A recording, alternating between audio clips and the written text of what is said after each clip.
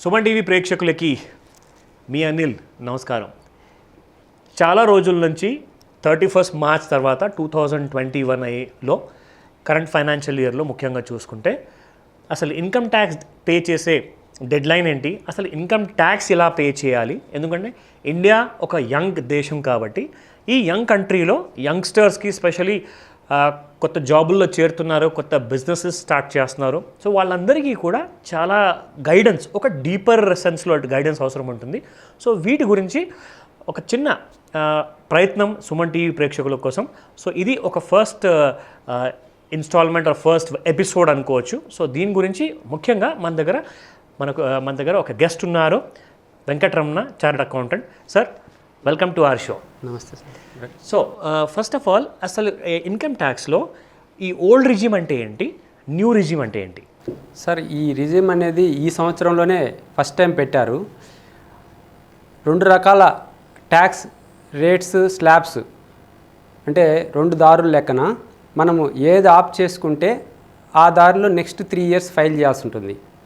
అంటే ముందు ఒకే రేట్స్ ఉన్నాయి, ఇండివిజువల్స్కి మొత్తానికి ఒకటే రేటు, ఒకటే రకమైన స్లాబ్స్ ఉన్నాయి.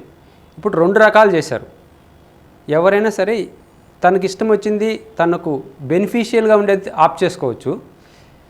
ఈ న్యూ రిజిమ్ ఎవరికి బెనిఫిషియల్ అంటే వాళ్ళ యొక్క total income, taxable income 12 to 20 lakhs ఈ మధ్య ఉండేవాళ్ళు న్యూ రిజిమ్ ఆప్ చేసుకుంటే వాళ్ళకి చాలా బెనిఫిషియల్గా ఉంటుంది. కొందరికి కేసులు చూస్తున్నాము. ఓల్డ్ రిజిమ్లో 50,000 ట్యాక్స్ వచ్చేది, న్యూ రిజిమ్ తీసుకుంటే 0 ట్యాక్స్ వస్తుంది. అదే తక్కువ ఇన్కమ్ ఉంటుంది కదా, 10 lakhs 8 lakhs ఇలా ఉండేవాళ్ళు న్యూ రిజిమ్ తీసుకుంటే వాళ్ళకి ఎక్కువ ట్యాక్స్ పడుతుంది. కాబట్టి ప్రతి ఒక్కరూ ట్యాక్స్ ఫైలింగ్ చేసే ముందు న్యూ రిజిమ్లో ఎంత ట్యాక్స్ వస్తుంది, ఓల్డ్ రిజిమ్లో ఎంత ట్యాక్స్ వస్తుంది క్యాల్కులేట్ చేసుకొని ఏది బెటరో అది ఆప్ చేసుకుంటే బెటర్. ఇంకొకటి ఏంటంటే, ఒక్కసారి ఆప్ చేశారంటే నెక్స్ట్ 3 years అదే రిజిమ్ కంటిన్యూ చేయాల్సి ఉంటుంది. న్యూ రిజిమ్ ఆప్ చేసినాము, అది నెక్స్ట్ 2 years కూడా అదే ఆప్ చేయాల్సి ఉంటుంది. నేను పాతది తీసుకుంటానంటే కుదరదు. పాతదంతా ఏంటంటే ముందున్న ట్యాక్స్ రేట్స్ ఉన్నాయి చూడండి, up to 5 lakhs no tax, 5 to 10 lakhs 20%, 10 above 30%. ఈ రేట్స్ ఇప్పుడు కూడా ఉంది, అది ఓల్డ్ రిజిమ్ అంటాం. న్యూ రిజిమ్లో సపరేట్గా ఉన్నాయి tax slab rates. What is due dates? Income ట్యాక్స్లో అసలు డ్యూ డేట్స్ అంటే ఏంటి? దీనివల్ల ఒక ఇండివిజువల్కి ఏదైనా ప్రాముఖ్యత ఉంటుందా? అంటే దీని గురించి గుర్తుపెట్టుకోవాల్సిన అవసరం లాంటి ఏదైనా ఉంటుందా? ఎందుకంటే చాలామంది అనుకుంటారు 31 మార్చ్ డ్యూ డేట్ అని. సో ఇది ఎంతవరకు నిజం? చాలామంది 31 March income tax filing due dates, auditors అందరూ బిజీగా ఉంటారు అని అజంప్షన్లో ఉన్నారండి. మమ్మల్ని కూడా అడుగుతుంటారు 31 మార్చ్ వచ్చింది, మీరు చాలా బిజీగా ఉంటారని. దిస్ ఈజ్ ఫాల్స్ అండి. యాక్చువల్లీ ఏంటంటే ఎవ్రీ మంత్ ఎలా షెడ్యూల్స్ ఉంటాయో కొన్ని ఫైలింగ్స్ 31 మార్చ్ కూడా అంతే, నో డిఫరెన్స్. ఎప్పుడు యాక్చువల్గా ఫైలింగ్ డేట్స్ జూలై, సెప్టెంబర్ ఇలాంటి కొన్ని డ్యూ డేట్స్ పెట్టారు గవర్నమెంట్స్. ముందు ఫైనాన్షియల్ ఇయర్ది, తర్వాత వచ్చే జూలైకి కానీ లేదా సెప్టెంబర్కి కానీ డేట్స్ ఉంటాయి. ఆ డేట్లలో ఫైల్ చేసుకోవాలి, కానీ మనం 31 మార్చ్కి ఏవి ఫైల్ చేసుకోం. కాకపోతే కొన్ని అడ్వాన్స్ ట్యాక్సులు ఇలాంటి కొన్ని వర్క్స్ ఉంటాయి, అంతేగాని 31 March is not due date. ఆ టైమ్స్లో ఆ 31 మార్చ్కి స్పెషల్గా ఫైల్ చేసేదంటూ ఏమి ఉండదు. అన్లెస్ కొన్నిసార్లు ఏం చేశారంటే ఈ కరోనా టైంలో ఆ డ్యూ డేట్స్ ఎక్స్టెండ్ చేసుకుంటూ 31 మార్చ్ వరకు వస్తే అది డిఫరెంట్. నార్మల్గా వచ్చేసి 31 మార్చ్ డ్యూ డేట్ కాదు, స్పెషల్గా ఫైలింగ్ చేసేదంటూ ఏముండదు. రెగ్యులర్గా మంత్లీ ఫైల్ చేసుకునేటివే 31 మార్చ్కి కూడా ఉంటాయి. ఇంకా ఈ వచ్చే సంవత్సరానికి డ్యూ డేట్స్ మామూలుగా శాలరీసు, ఇండివిజువల్ బిజినెస్ పీపుల్ వీళ్ళకు July 31 is the due date. దాన్ని ఫైనాన్స్ మినిస్టర్ గారు సెప్టెంబర్ వరకు ఎక్స్టెండ్ చేశారు. So all individuals has to file by September 30th. ఇంకా ట్యాక్స్ ఆడిట్స్ అని కొందరు బిగ్ బిజినెసెస్ ట్యాక్స్ ఆడిట్స్ అని ఒక కంప్లైన్సెస్ ఉంటుంది, వాళ్ళకు మాత్రం అక్టోబర్ చేశారు. సో ఇది 31 మార్చి ఫైలింగ్ అనేది ఫాల్స్ అండి. ఇన్కమ్ ట్యాక్స్ డిపార్ట్మెంట్ ఒక కొత్త వెబ్సైట్ లాంచ్ చేసిందండి రీసెంట్గా. దానివల్ల ఏదైనా ప్రయోజనాలు ఉన్నాయా? మినిస్ట్రీ ఆఫ్ ఫైనాన్స్ వాళ్ళు కొత్తగా ఒక వెబ్సైట్ లాంచ్ చేసి ఈజీగా ఉంటుంది, యాక్సెసిబిలిటీ అండ్ రిటర్న్ ఫైలింగ్ చేసుకునేది ఫ్రెండ్లీగా ఉండడం కోసము, మొబైల్ యాప్ ద్వారా కూడా ఫైల్ చేసుకునేదానికి అనుకూలంగా ఉండడం కోసము కొత్త చేంజెస్ తెచ్చిందండి. ఇది ఫారెన్లో ముందు నుంచి ఉంది. ఫారెన్లో చాలా వరకు వాళ్ళ ఇండివిజువల్ ట్యాక్స్ రిటర్న్స్ చిన్న వాళ్ళందరూ వాళ్ళే ఫైల్ చేసుకునే ఫెసిలిటీ ఉంది. ఆ విధంగా ఇది డెవలప్మెంట్లో ఒక భాగంగా కొత్త వెబ్సైట్ లాంచ్ చేశారు. దానివల్ల ఈ మధ్య అది కొన్ని ప్రాబ్లమ్స్ తలెత్తాయి. ఇప్పటికీ కొన్ని ఫామ్స్ మనకు అవైలబిలిటీ లేవు కాబట్టి ఇది స్లోగా డెవలప్ అవుతూ ఉంది. మొదట్లో చాలా ప్రాబ్లమ్స్ వచ్చాయి. దీనివల్ల ఏంటంటే యూజర్ ఫ్రెండ్లీ అవుతుంది. ఫ్యూచర్లో ప్రతి ఒక్కరూ ఒక ఫ్రెండ్లీగా వెబ్సైట్లోకి వెళ్ళి వాళ్ళు రిటర్న్ ఫైల్ చేసుకునే ఫెసిలిటీ ఏర్పడుతుంది. మొబైల్ యాప్ ద్వారా వాళ్ళు రిటర్న్ ఫైల్ చేసుకోవచ్చు. అట్లా సింప్లిఫికేషన్ చేయడం కోసం ఇలా జరుగుతుంది. కానీ కొందరు తెలియని వాళ్ళు దాన్ని అనేక విధాలుగా విమర్శించడము ఇట్లా చేస్తున్నారు. అదన్నీ తప్పండి. ఈ return filing user friendly simplify చేసేదానికోసమే ఈ న్యూ వెబ్సైట్ అనేది లాంచ్ చేశారు. అసలు ఇన్కమ్ ట్యాక్స్ ఎవరు పే చేసుకోవాలి? ఇండివిజువల్స్, ప్రతి శాలరీ ఉన్న వాళ్ళు పే చేయాలా, ప్రతి బిజినెస్ ఉన్న వాళ్ళు పే చేయాలా, లేదంటే దీనికి ఏదైనా రూల్స్ సపరేట్గా ఉన్నాయా? చాలా మంచి ప్రశ్న అడిగారండి. చాలామందికి కన్ఫ్యూజన్లో ఉంటారు. ఎవరెవరు రిటర్న్ ఫైల్ చేసుకోవాలి, మేము ఫైల్ చేసుకోవాలా లేదా. మా దగ్గరకు వచ్చేసి వాళ్ళు ఎలిజిబిలిటీ లేకపోయినా కూడా, ఫైల్ చేసే అవసరం లేకపోయినా కూడా మాకు ఫైల్ చేయండి అంటారు. కొందరు ఏంటంటే వాళ్ళు రియల్గా ఫైల్ చేయాల్సిన అవసరం ఉన్నా కూడా వాళ్ళు ఫైల్ చేయరు. అరే మీకు అవసరం ఉంది, మీరు కంపల్సరీగా ఫైల్ చేయాలి, మీకు నోటీస్ వస్తుంది, లేకపోతే ఇబ్బంది పడతారు, మీకు నోటీస్ వస్తే పెనల్టీస్ అన్నీ ఎక్కువ పడతాయి అని చెప్తే వాళ్ళకు ఫేవరబుల్గా చెప్పలేదని వాళ్ళు ఫీల్ అవుతారు. కొందరు మీకు ఫైల్ చేసుకోవాల్సిన అవసరం లేదు, మీకు ట్యాక్సిబిలిటీ ఇన్కమ్ లేదు, మీది not taxable, not required to file అని చెప్తే కూడా మాకు ఫైల్ చేయండి అండి అని చెప్పి అడిగే సందర్భాలు ఉంటాయన్నమాట. నార్మల్గా ఏంటంటే 5 lakhs వరకు ప్రతి ఒక్కరికి ట్యాక్స్ అనేది పడదు. 5 lakhs అంతకంటే తక్కువ ఉన్న వాళ్ళకు ట్యాక్స్ పడదు. మేము డైరెక్ట్గా చెప్పేది ఏంటంటే మీరు రిటర్న్ ఫైల్ చేయాల్సిన అవసరం లేదు, మీరు వెళ్ళిపోండి, మీరు రిటర్న్ ఫైల్ చేయాల్సిన అవసరం లేదని మేము చెప్తాం. కొందరు ట్యాక్స్ ఫైలింగ్ రిక్వైర్మెంట్ ఉంటుంది, వాళ్ళకు ట్యాక్సిబుల్ ఇన్కమ్ ఉంటుంది, సపోజ్ కొన్ని క్యాపిటల్ గెయిన్స్ ఇన్కమ్స్ ఇలాంటివి ఉంటాయి. వాళ్ళు రెగ్యులర్గా రిటర్న్ ఫైల్ చేయకపోయినా క్యాపిటల్ గెయిన్స్ వచ్చినప్పుడు వాళ్ళు రిటర్న్ ఫైల్ చేయాలి. లేకపోతే వాళ్ళు కంపల్సరీ 100% నోటీస్ వచ్చే అవకాశం ఉంటుంది. వాళ్ళకు మనం ఫైల్ చేయండి అని చెప్తే వాళ్ళు ఇబ్బందిగా ఫీల్ అవుతారు. సో ఎవరైతే 5 lakhs నార్మలీ ఎవరైతే ఇన్కమ్ 5 lakhs కంటే తక్కువ ఉందో వాళ్ళు రిటర్న్ ఫైల్ చేయాల్సిన అవసరం లేదు. ఇంకా ఎవరైతే 5 lakhs కంటే ఎక్కువ ఇన్కమ్ ఉందో వాళ్ళు రిటర్న్ ఫైల్ చేయాలి.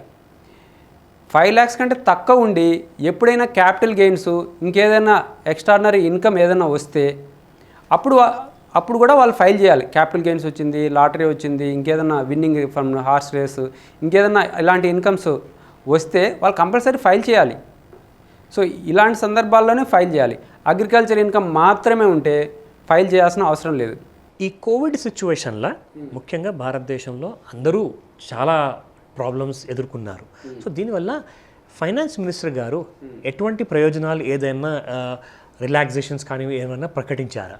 ఈ కోవిడ్ సిచ్యువేషన్ని దృష్టిలో పెట్టుకొని మినిస్ట్రీ ఆఫ్ ఫైనాన్స్ కొన్ని ఫెసిలిటీస్, కొన్ని ట్యాక్స్ బెనిఫిట్స్ ఇచ్చారు. నార్మలీ ఎంప్లాయర్ నుంచి ఎంప్లాయీకి ఏ టైప్ ఆఫ్ ఇన్కమ్ వచ్చినా కూడా శాలరీ కింద ట్రీట్ చేసి ట్యాక్సిబుల్ అవుతుంది. Any incentives, any payment, ex gratia ఇలాంటి ఏదైనా సరే ఎంప్లాయర్ నుంచి ఎంప్లాయీకి ఏ అమౌంట్ ఏ రూపంలో వచ్చినా కూడా అది శాలరీ కింద ట్రీట్ చేసి ట్యాక్సిబుల్ ఉంటుంది. కానీ ఈ కోవిడ్ సిచ్యువేషన్లో ఎవరైనా కోవిడ్ అట్రాక్ట్ అయితే, కోవిడ్ ఏదైనా వస్తే వాళ్ళకు చాలా వరకు ఎంప్లాయరే ఈ ఖర్చులు భరిస్తున్నారు. అలాంటి సిచ్యువేషన్లో ఎంతైతే ఎంప్లాయర్ భరించాడో ఆ కోవిడ్ ట్రీట్మెంట్ సంబంధించిన all expenses is exempt, not considered as income. To that extent it is exempted. ఇంకా ఎంప్లాయర్ కేసులో అతనికి ఎక్స్పెన్సెస్ అవుతుంది కదా, సపోజ్ 10 లక్షలు పెట్టాడు ఎంప్లాయీకి, అది ఎక్స్పెన్సెస్గా అలౌడ్ ఉంది, అది ఎక్స్పెన్సెస్గా తీసుకోవచ్చు. అట్ ద సేమ్ టైం ఎంప్లాయీకి అది ట్యాక్సిబుల్ కాదు.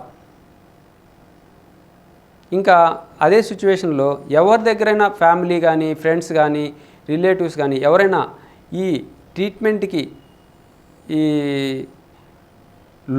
లోన్ కాకుండా ఇంకే విధంగా ఇచ్చినా కూడా అది కూడా మామూలుగా ఎప్పుడైనా సరే మామూలుగా ఎవరి దగ్గర నుంచి అయినా ఫ్రీగా డబ్బులు వస్తే కూడా అది ట్యాక్సిబుల్ ఇన్కమ్ కిందనే ఉంటుంది, అదర్ ఇన్కమ్ కింద ట్రీట్ చేసుకోవాలి. కానీ ఈ కోవిడ్ సిచ్యువేషన్లో మెడికల్కి సంబంధించి వాళ్ళు అలాంటి అమౌంట్ తీసుకుంటే అది కూడా ఇన్కమ్గా ట్రీట్ చేయరు. మామూలుగా సీనియర్ సిటిజన్స్కి ఒక స్పెషల్ కన్సిడరేషన్ అనేది ఇన్కమ్ ట్యాక్స్ డిపార్ట్మెంట్ నుంచి ఉంటుంది.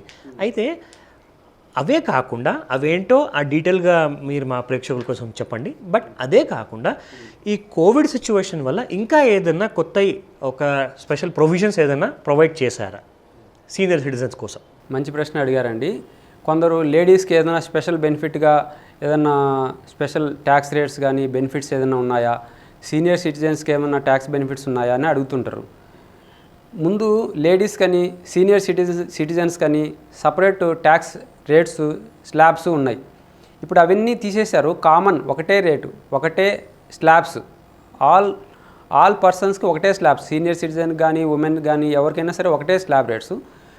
కాకపోతే సీనియర్ సిటిజన్కి వేరే విధంగా కొన్ని బెనిఫిట్స్ ఉన్నాయి. సపోజు అతనికి బ్యాంక్ ఇంట్రెస్ట్ వచ్చిందనుకోండి, ఒక 80 TTB అనే సెక్షన్ కింద 50,000 వరకు ఇన్కమ్ ఎగ్జంప్షన్ ఉంది. ఇంకా at the same time 80D కింద సీనియర్ సిటిజన్కి అప్పుడప్పుడు హాస్పిటలైజ్ అవుతూ ఉంటారు. వాళ్ళకు మెడికల్ ట్రీట్మెంట్ కోసం అడిషనల్గా ఒక 50,000 ఖర్చు పెట్టినా కూడా అది డిడక్షన్ ఉంది. ఇట్లా ఈ విధమైన బెనిఫిట్స్ ఉన్నాయి. కానీ ట్యాక్స్ స్లాబ్ రేట్స్లో మాత్రం అందరూ కామన్గా ఒకటే స్లాబ్ రేట్స్ ఉన్నాయి. జిఎస్టీ వల్ల ఒక ఇండివిజువల్కి అడ్వాంటేజెస్ ఉన్నాయా లేదంటే డిసడ్వాంటేజెస్ ఉన్నాయా? ఇప్పుడు మనం ట్యాక్స్ గురించి మాట్లాడుతూ ఉన్నా మీరు జిఎస్టీ గురించి ఒక మంచి ప్రశ్న అడిగారు. ఈ సొసైటీలో చాలామంది అపోహలతో చాలా గవర్నమెంట్ని ఈ జిఎస్టీ తీసుకొచ్చింది చాలా ఇబ్బంది పెడుతుంది అని చెప్పే ఆలోచనలో ఉన్నారు. నిజానికి ఇలాంటి జిఎస్టీ ట్యాక్సేషన్ చాలా ట్రాన్స్పరెంట్గా ఉంటుంది. ఫ్రాడ్ చేయడానికి అవకాశాలు అసలు ఉండదండి. ఇంకేంటంటే ఇవి ఫారెన్లో ఎప్పటి నుంచో డెవలప్డ్ కంట్రీస్ ఈ ట్రాన్స్పరెంట్గా ఉండడం వల్ల వాళ్ళ డెవలప్మెంట్కి బాగా ఆధారపడింది. అలాంటి ఇది మంచి డెవలప్మెంట్ కోసమే కానీ మరో ఉద్దేశం కాదు. ఇలా చేస్తేనే మనం ముందుకు వెళ్ళగలుగుతాం, డెవలప్డ్ కంట్రీస్తో మనం పోటీ పడగలుగుతాం. ఈ న్యూ జిఎస్టీ వల్ల ఫ్రాడ్స్ చేసేదానికి అస్సలు అవకాశం ఉండదండి. ముందు టర్నోవర్స్ హైక్ చేసి చూపించుకోవడం, జిఎస్టీ ఎవేషన్ చేయడము, ఇలాంటివన్నీ ముందు జరిగేటివి. రాంగ్ ఇన్పుట్స్ తీసుకోవడం. ఇప్పుడు అలాంటి ఎటువంటి స్కోప్ ఉండదు. ఒకవేళ అలాంటి ట్రై చేసినా కూడా ఈజీగా దొరికిపోతారు. అండ్ శిక్షలు కఠినంగా ఉంటాయి. నాన్ బెయిలబుల్ రాంగ్ తీసుకొని ఇన్పుట్స్ ఫ్రాడ్ చేసి ఎవేషన్ చేశారనుకోండి, నాన్ బెయిలబుల్గా అరెస్ట్ చేస్తారు. ఎందుకంటే ఈజీగా దొరికిపోతారు వాళ్ళు. అలాంటి సిస్టమ్స్ ఇప్పుడు వచ్చాయండి. ఒక చిన్న ప్రొవిజనల్ బ్యాలెన్స్ షీట్ కూడా టర్నోవర్ని ఇంక్రీజ్ చేసి ఇవ్వాలంటే ఆలోచించాలి. ప్రొవిజనల్ ఆడిట్ చేయం కదా, ఊరికే జస్ట్ ఫైనాన్షియల్ పొజిషన్ బట్టి ఇస్తాము. అలాంటి సైన్ పెట్టాలన్నా కూడా ఏ ఆడిటరు ముందుకు రావడం లేదు. సో అంత మార్పు వచ్చింది. జిఎస్టీ వల్ల చాలా అడ్వాంటేజ్. మన కంట్రీ డెవలప్మెంట్కి ఇది చాలా దోహదపడుతుంది. చాలా ముఖ్యమైన ప్రశ్న అండి. చాలామంది అడుగుతారు, వాళ్ళకి యాక్టివ్ ఇన్కమ్ మాత్రం లేదు కానీ ప్యాసివ్ ఇన్కమ్ ఉంది. సో ప్యాసివ్ ఇన్కమ్ ఉన్న వాళ్ళు అసలు ట్యాక్స్ ఫైలింగ్ చేయాల్సిన అవసరం ఉందా? ఒకవేళ ఉంటే అది ఎలా చేసుకోవాలి? అదే ముందు డిస్కషన్లో కూడా ఇది ఆల్మోస్ట్ వచ్చేసింది. వాళ్ళు రెగ్యులర్గా రిటర్న్ ఫైల్ చేసుకోవాల్సిన అవసరం లేదు. ఈ అన్యూజువల్ ఐటమ్స్, ప్యాసివ్ ఇన్కమ్ ఎప్పుడైనా అన్ఎక్స్పెక్టెడ్గా వచ్చే ఏదో 10 సంవత్సరాలకు 5 సంవత్సరాలకు ఎప్పుడో క్యాపిటల్ గెయిన్స్ అని ఇంకొకటి అని ఏదైనా వస్తే అది కంపల్సరీగా రిటర్న్ ఫైల్ చేయాలండి. లేకపోతే ఇప్పుడు ఈజీగా ఇన్కమ్ ట్యాక్స్ డిపార్ట్మెంట్ ఈజీగా ట్రేస్ అవుట్ చేస్తుంది.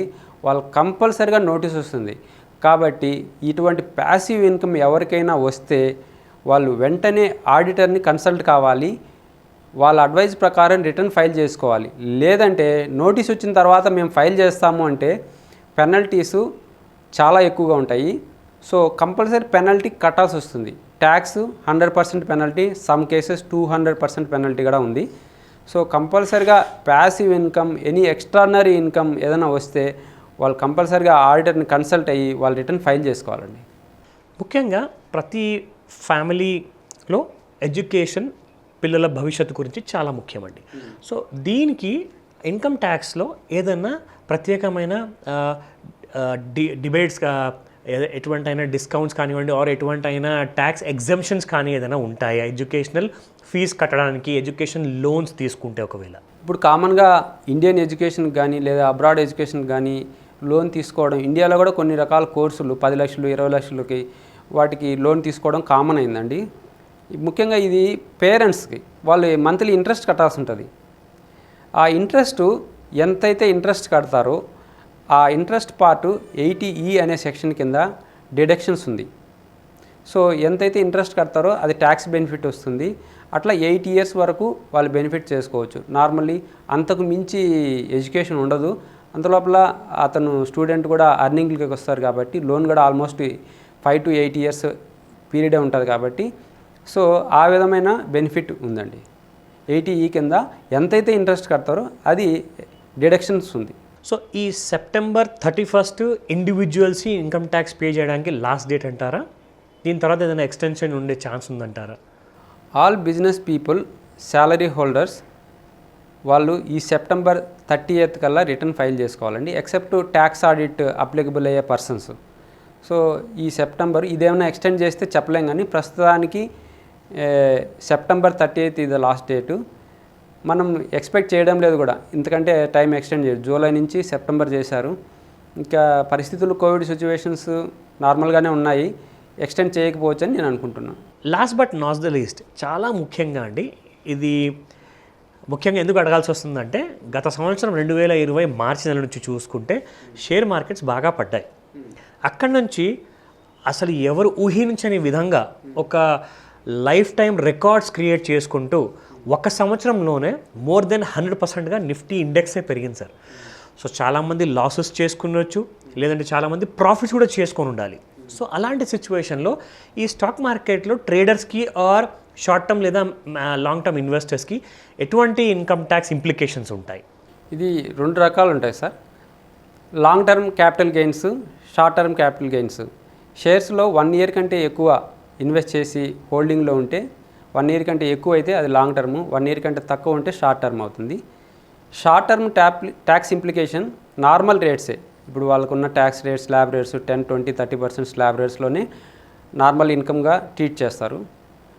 లాంగ్ టర్మ్ 1 year కంటే ఎక్కువ షేర్స్లో ఇన్వెస్ట్ చేసి తర్వాత సేల్ చేసిన షేర్స్ ఉంటాయి కదా, అవి లాంగ్ టర్మ్ కిందకి వస్తాయి. వాటికి 20% ట్యాక్స్ క్యాపిటల్ గెయిన్స్ పడుతుంది. కాబట్టి ఈ షేర్ మార్కెట్ ఇప్పటి పరిస్థితి ఇంక మీకు ఆల్ టైమ్ హైలో రన్ అవుతుంది. అది ఎంతవరకు వెళ్తుందో ఇంకే వెళ్ళే అవకాశాలు కూడా ఇంకా వెళ్ళే అవకాశాలు ఉన్నాయి. చాలామంది ఏమంటారంటే నా ఇన్కమ్ 5 లక్షల పైన ఉంది, కానీ నాకు స్టాక్ మార్కెట్లో బాగా లాసెస్ అయ్యాయి, నేను ట్యాక్స్ ఎందుకు కట్టాలి? దానికి మీరేమంటారు? అంటే ఇది షేర్ మార్కెట్లో వచ్చిన ప్రాఫిట్స్ ఆర్ లాసే అనుకోండి. మీరు చెప్పిన లాస్ అన్నారు, ఆ లాస్ని సెట్ ఆఫ్ చేసేదానికి ఉండదు. బిజినెస్లో 10 lakhs వచ్చింది, ఇక్కడ 5 lakhs లాస్ వచ్చింది, సో దీన్ని సెట్ ఆఫ్ చేసుకుని 5 lakhs మీదనే ట్యాక్స్ కడతానంటే కుదరదండి. ఇది ఈ లాస్ని క్యారీ ఫార్వర్డ్ చేసుకొని ఫ్యూచర్లో మీకు షేర్స్లో ప్రాఫిట్ వస్తుంది కదా, అప్పుడు తక్కువ చేసుకునేదానికి ఉంటుంది. కానీ ఈ లాస్ని నేను క్యారీ ఫార్వర్డ్ చేసుకోవచ్చు, కానీ లాస్ని ఇప్పుడున్న ఇన్కంలో తక్కువ చేసుకోవడానికి కుదరదు. సో అదర్ హెడ్స్ ఈ క్యాపిటల్ గెయిన్స్ లాస్ని అదర్ హెడ్స్ యొక్క ఇన్కమ్ని సెట్ ఆఫ్ చేసేదానికి కుదరదు. ఇది ఫ్యూచర్కి క్యారీ ఫార్వర్డ్ చేసుకొని మళ్ళీ ఫ్యూచర్లో ఇన్కమ్ వస్తే అప్పుడు దాంతో తగ్గించుకోవచ్చు. Thank you very much sir. మరిన్ని ప్రశ్నలతో నెక్స్ట్ టైం మీతో తప్పకుండా కలుస్తాం. Thank you. Thank you sir.